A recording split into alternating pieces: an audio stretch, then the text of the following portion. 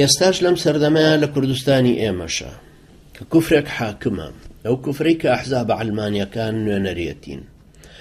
ئەحزابە عەلمانیەکان وەکو دەوڵەتە عەلمانیە مرتەدەکانی وڵاتانی مسلمان لە ئەندۆنیسیا و هەتا مەغریب درێژکراوەی زەمەنی ئیستیعمارین.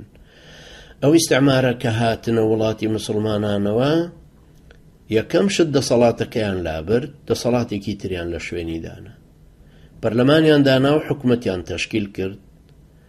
هەروەها جەیشی نیزامیان خستە بەردەستی حکومەتەکان و دەوڵەتەکان بۆی بەرگری لە خۆیان بکەن دژی میلەتەکان.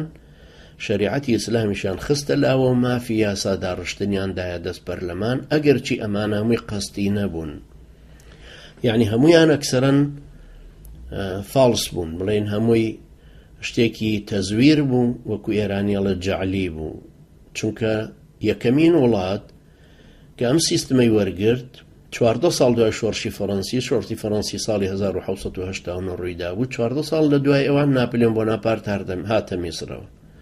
سیستمەکەیان گۆڕی بوو، ئینگلیزیش کە هات سیستمەکەی کردەوە سیستمێکی مەلەکی. لەو زەمانەوە پەرلەمان لەوێ هەیە، حکومەت هەیە، داوەری هەیە، جەیشی نیزامی هەیە و موسساتی دەوڵەتی هەیە. بەڵام هەتاکو ئێستا ئەو دیموکراسیە غەربیە وەرنەگیراوە و تا ئێستاش هەمومانەی بینین کە ئینقلابەکەی سیسی چۆن بەسەر خەڵکێکا کرا، بەسەر مسلمانانێکا کە شەرعیەتیان هەمووەکو شەرعیەتی دینی هەبوو، کابرا حافظ قورئان بوو بۆ ڕئیس جمهور، هەم لە ڕووی ئینتیخاباتیشەوە هاتبووە پێشەوە لە هەموو لایەکەوە شەرعیەتی هەبوو. بەڵام ئەوان ئینقلابەکەیان بە فیتی ڕۆژ ئاوا و ئیسرائیل کرد و دەسەڵاتەکەیان هێنایە خوار. و هەتاکو ئێستاش لەگەڵەوەشە کە تالیبانیش حکومی کرد و ئێرانیش لە 79 هاتۆتە سەر حکم، هەتا ئێستا خەڵچێک ئەم زۆرنایە لێداتۆ کە دین و دەوڵەت لێک جودان.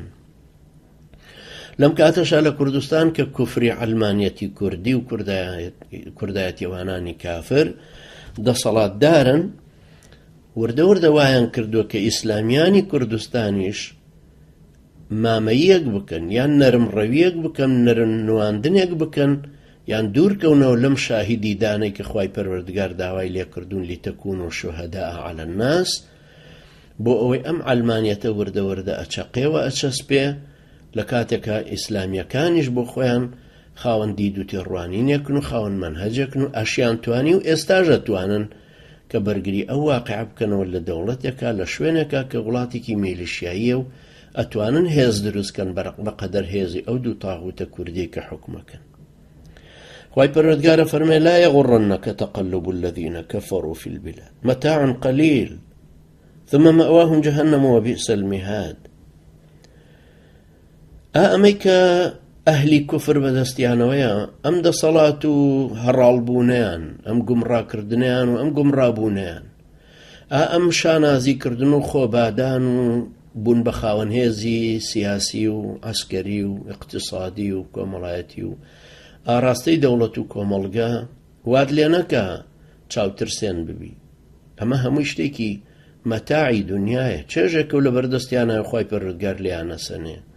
ئەمانە زاڵمن و خوای پەروەردگاریش ئەو زوڵمە ڕێگا نادا، ماوەیەک ڕێگایەدا، بەڵام کە زەمەنی خۆی دێتە پێشەوە حتمەن خوای پەروەردگار ئەیگۆڕێ. وتلك القرى أهلكناهم لما ظلموا وجعلنا لمهلكهم موعدا.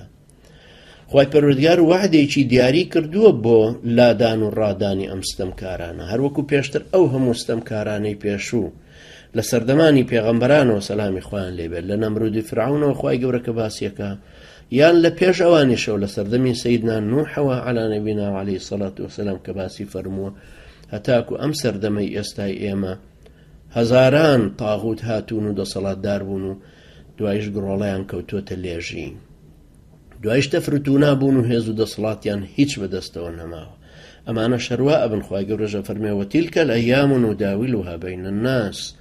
ئێمە ئەو ڕۆژانە دەسا و دەست پێکەین لە نێوانی خەڵکیە، و ڕێگایەکیش کە بۆ زاڵمان کراوەتەوە قەدەری خوای پەروەردگارە کە زاڵ بن بەسەر مسلمانانە بۆ ئەی هەمویان ئیمتیحان بکە، بەڵام داوای لە مسلمانان کردووە کە ئیمان و هیجرەت و جیهاد و ئیوا و نوسڕت لە ناوخۆیانە تەطبیق بکەن و ئەم دینە بەگەڕخەن بۆی برایەتیەکی دینی بەهێز لە ناوخۆیانە دروستکەن و ببن بە کۆمەڵکارانێکی ڕۆشنبیر و هۆشیار و دیندار و تەقواکار و مهاجر و مجاهد هەتاکو بتوانن ئەو دەسەڵاتە لە دەست کوفر بسن. خوای پەروەردگار ڕێگای بەم زاڵمانە داوە بۆ ئەم تاقیکردنەوەیە. ئەجیناوەکو لە بوخاری و مسلمە هاتووە فەرمە ئین الله لەیملی للظالم حتى إذا أخذه لم يفلته. پێغەمبەری خوا عەلەیهی سەڵات وسەلام فەرمێ خوای پەروەردگار ڕێگایەکە کاتەوە بوارێکە کاتەوە بۆ زاڵم بۆ ستەمکار، بەڵام ئەو کاتێک کە خوا ئەیگرێ خوای گەورە کە گرتی نایەڵێ بە هیچ شێوێک دەرچێ و ڕزگاربوونی هەبێ.